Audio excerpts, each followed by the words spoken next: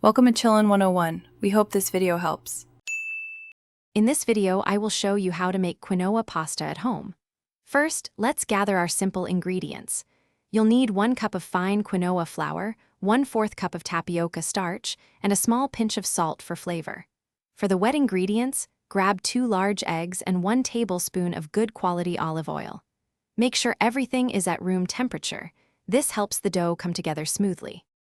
Now, let's get our hands dirty. In a large bowl, whisk together your quinoa flour, tapioca starch, and salt. Form a well in the center, then crack in your 2 eggs and pour in the olive oil. Gradually mix the wet ingredients into the dry, pulling flour from the sides until a shaggy dough forms.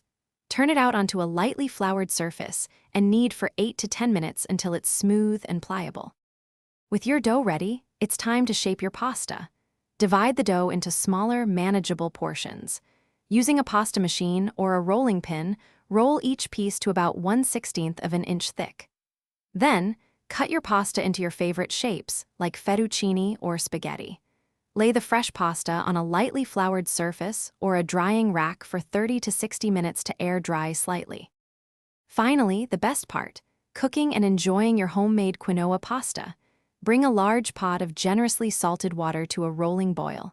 Carefully add your fresh pasta and cook for just 2 to 4 minutes, or until it's perfectly al dente. Drain, toss with your favorite sauce, and savor your delicious creation.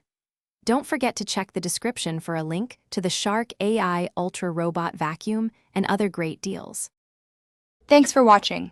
Consider subscribing if we helped you.